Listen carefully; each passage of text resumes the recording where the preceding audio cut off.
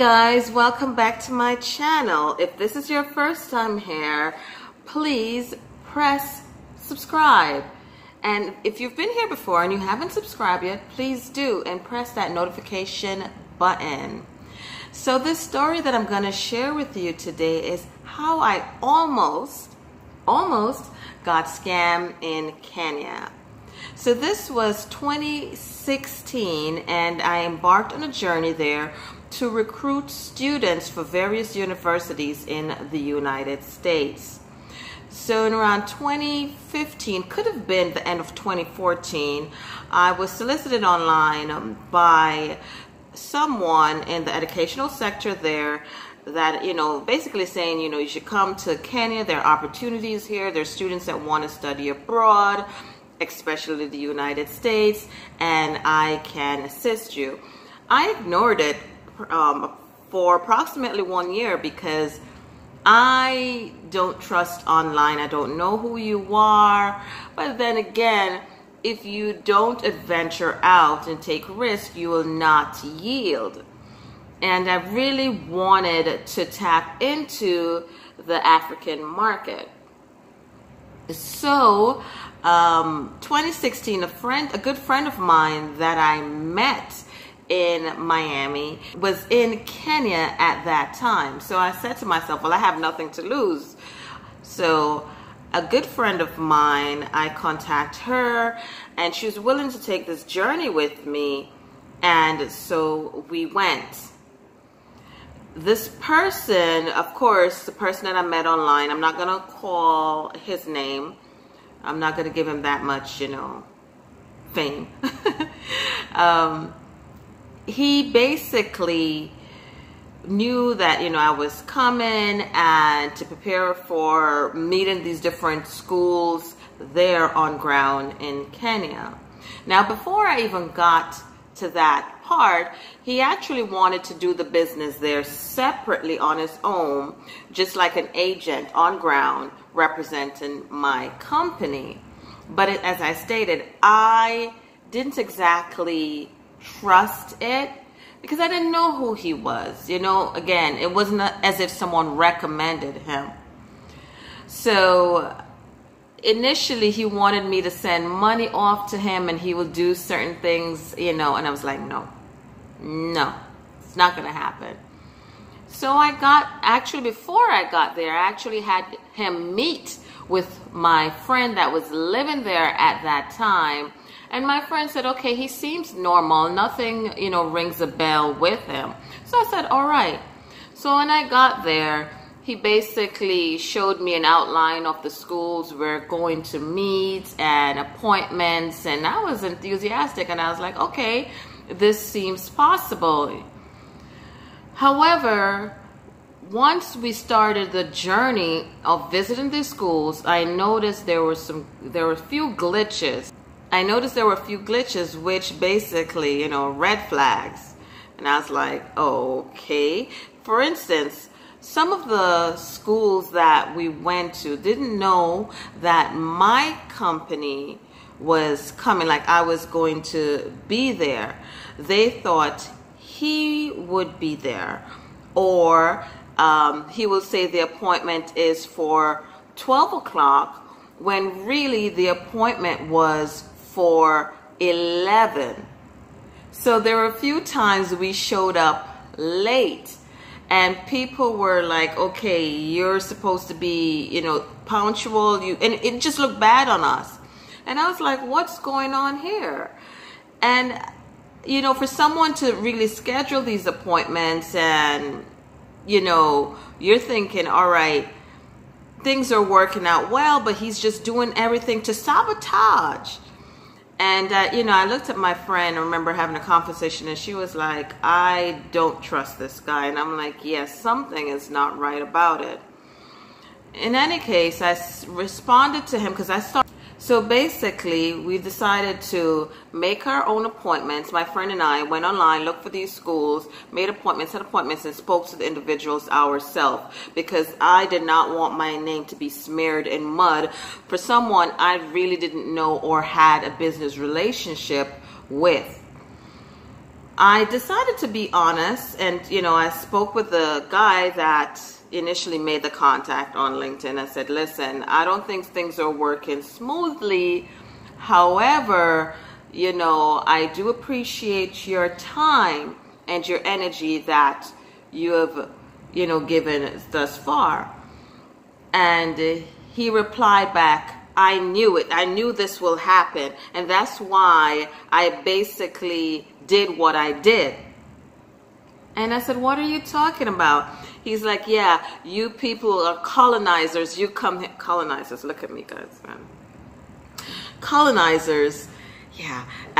You people come here and take advantage of us. First of all, you invited me. Yes, I had an option whether or not I'll go there or not, but I was invited by you, right? Number two, I decided to be straight up and tell you it wasn't working out. But then he decided to ask for a large sum of money for work he didn't do, and he just admitted in an email, sabotaged us, right? So I'm like, are you kidding me? So my friend was like, nope, don't pay him, leave him alone, leave it. I was like, nah. He at least tried, regardless if it didn't, do it the right way. Regardless if he tried to sabotage us, I would at least pay him for his transportation. Let's come to some agreement. But we didn't want to meet on our own, so we got some friends that we met on ground involved. There's an office there that they worked out of, so we made an arrangement to meet at that office. We asked them to meet at that office, and we also arranged that we'd have a witness. When he came to the appointment, he panicked because he thought it would just be myself and my friend. He did not expect that we had others that were involved now because they were witnesses. He basically got up. He was like, well, I just want to talk to Dr. Neva. I don't want to speak to anybody else. And I said, no, I'm not speaking to you by yourself because I want whatever issue we have to be worked out at this moment. He basically jumped up and he was like, oh, y'all here to attack me? And, some of my friends, some of them were from Nigeria, and he's just basically like, you Nigerians, and we were just like, what the heck is happening? So basically he started to lie and accuse everyone of doing bad acts towards him. It's like, no, we're not going down like that. Come on. We said, okay, listen, let's speak. And he stormed out the room, slammed the door, and we sat there. We're like, okay, something is just not right. So we reported it to an officer that were basically closely related to some of my friends there. And the officer said, don't worry about it. This is quite common. They do that. They prey on foreigners online to see what they can get out of them. Again, guys, I know this kind of stuff happened, and that's why I was hesitant at first to do any kind of business arrangement with him. Now, I do want to point out that this can happen in many different locations. I'm just telling you the story of where it happened to me in Kenya, and I could tell you other stories. And I've had good experiences dealing with individuals on the continent of Africa, so I don't want this to be like, oh, these individuals are scammers. No. This individual that I was dealing with is, or could be, was, I don't know what's happened to him, a scammer. Okay, so fast forward a few days after, he sent a message to me. Oh, I don't like what you did. You tried to set me up, and therefore the money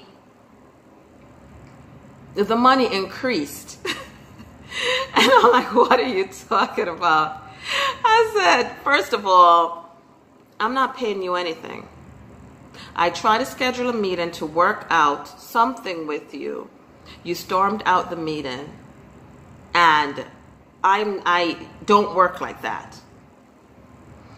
He then sent another message. If this money is not, and he stated the amount, is not in my account within a week, I will smear your name. I will tell everything about you. And I'm like, everything like what? Like, what do you have to tell about me?